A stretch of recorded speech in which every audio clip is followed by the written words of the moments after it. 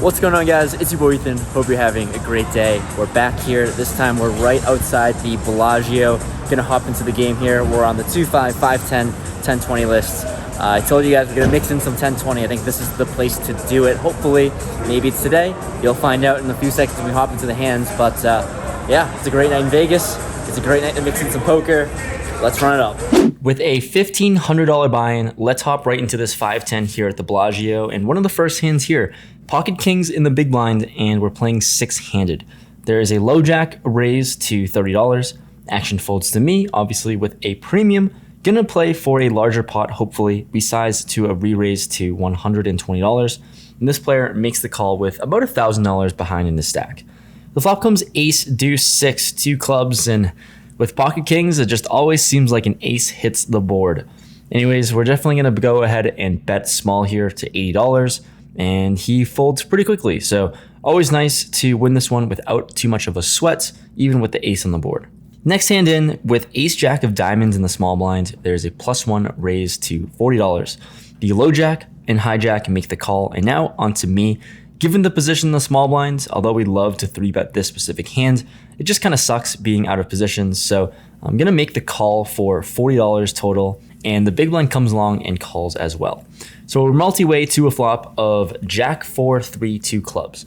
Good looking flop all around, but when I check, action checks all the way around, and we're off to a turn, which is the 7 of spades. With top still on a much more connected board, I throw out a bet of $130, hoping to thin out the field. And it does. Only the low jack makes the call for $130. Let's go heads up to river. The river is a 6, so with the 4-liner not being amazing, I do think that sometimes we can check down, hopefully, or make a block bet, considering that in the small blind, we should have some more connected cards that hit this board more.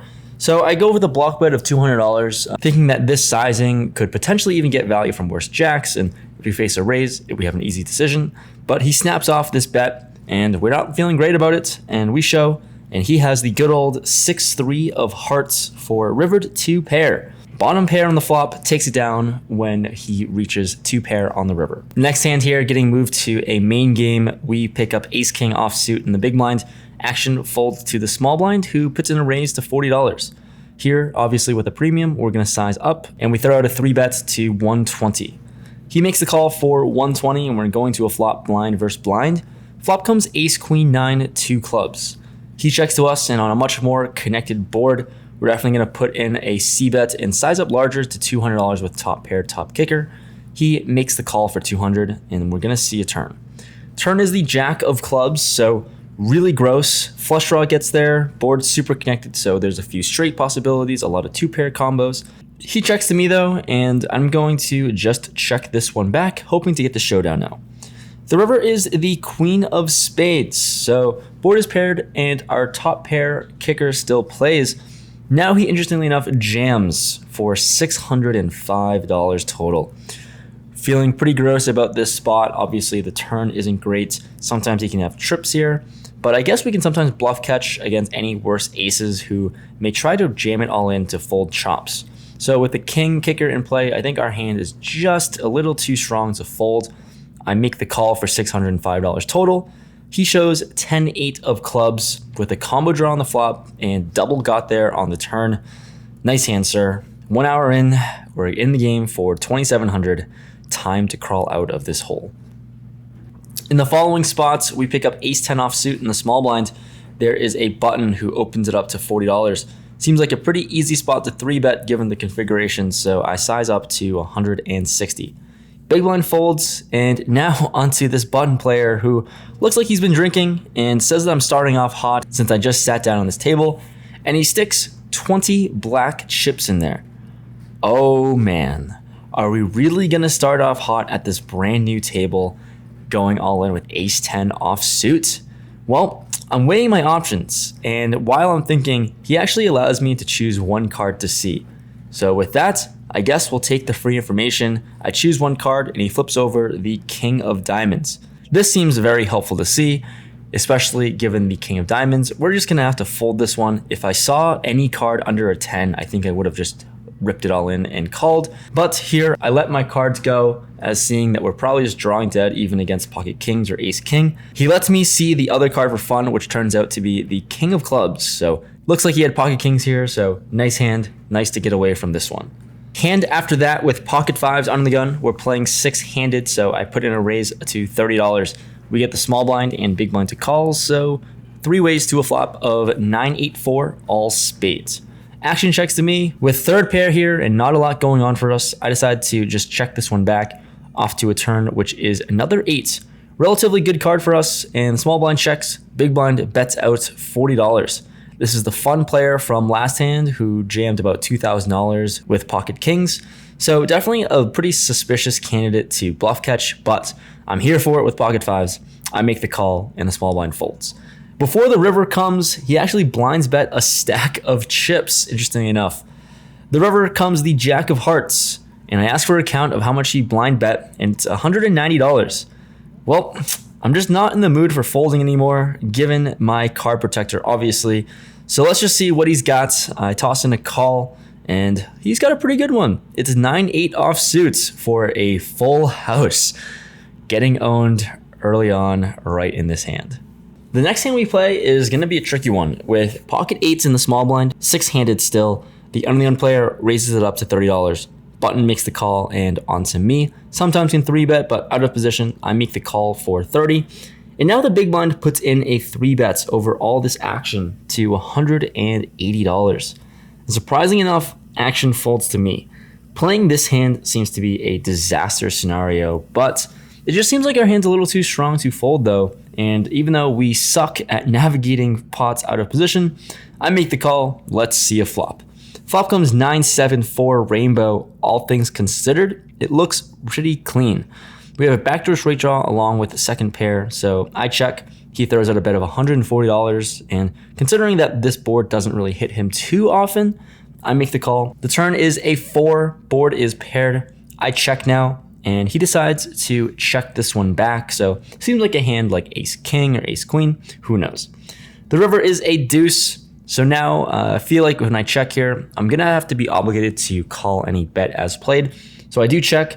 He thinks about it for a little bit and sizes up to $420. Like I said, as played, I don't think we can fold pocket 8s given the line taken. So I do make the call, and we're shown some bad news. He has pocket jacks overpair versus our pocket 8s. And yeah, going to give this one up, donate more chips his way. Things aren't going amazing for us, but when we pick up ace-10 offsuit in the cutoff, still 6-handed, there's a hijack open to 40. Onto me, we're in position. Yeah, we're going to go for it. I 3-bet to $120. The hijack player decides on a call, so let's go to a flop. Flop comes jack 8-6, 2 spades. He checks to me, and on this board, we have some backdoor straight possibilities and an overcard. I put in a c-bet this time to $80, and he decides on a call. The turn comes a magical ace of diamonds, so find ourselves into a top pair situation. He checks again for a second time, and now definitely going to bet again, but instead of a bluff, this time it's for value. We size to $150, get a lot of hands and draws that potentially are there to call, and he does make the call for $150 again. Let's see a river. The river is the 7 of spades, not amazing. And he checks to me for a third time. It seems a little too thin to bet all 3 streets for value, so I check this one back with 1 pair, hoping to take it down. He shows us 10-9 of diamonds for the straight. Looks like we're just getting crushed today, unfortunately. We can't lose every hand right, so this time pocket 9 under the gun. I raise it up to $30. Player on the hijack, Christian Soto, a Solve for Y member. He 3-bets us to 90. Action folds to me. Definitely knowing that he's a solid player, but we just can't fold this one here. We make the call and battle it out. The flop comes queen, jack, deuce, 2 diamonds. Another unfortunate board for us. It's one that we're just going to give up on a lot of the time. I check, and surprisingly, he checks it back. The turn is another jack. So with the line that he's taken so far, I definitely feel better about our hand. I check for a second time, and once again, for a second time, he checks this one back. So we're off to a river, which is a 4.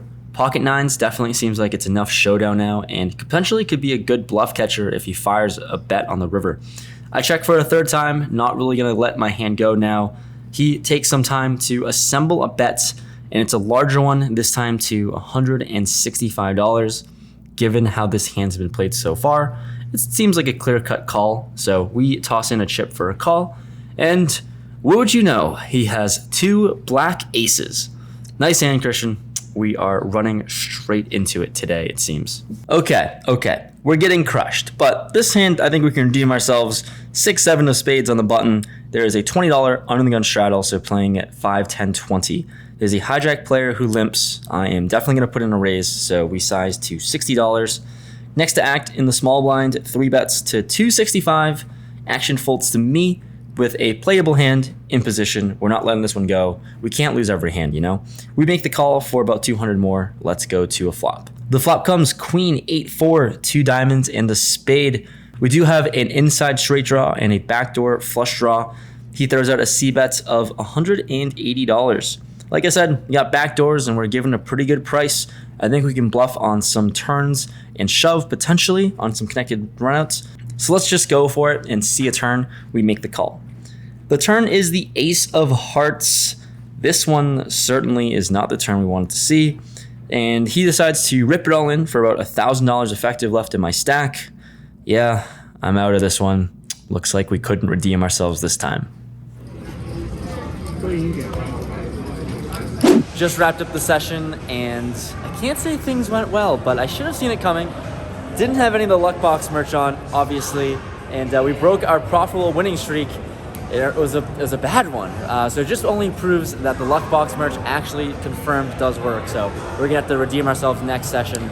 But yeah, this one sucked. We played for a few hours, and the fact that I tipped the dealer only 3 times means I've only won 3 pots in a few hours played.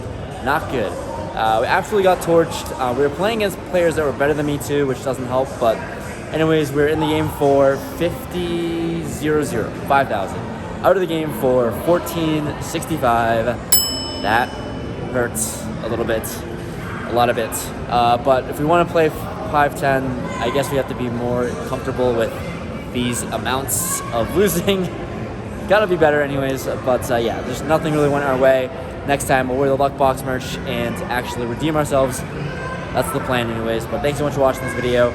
A lot of pain, not a lot of great news from this one, but if you enjoyed it, made it this far, smash that like button. Always helps the channel grow because, well, we can't keep affording to have these sessions. You gotta have the channel grow. You gotta have something going on. But thanks for watching. See you guys next time. Peace.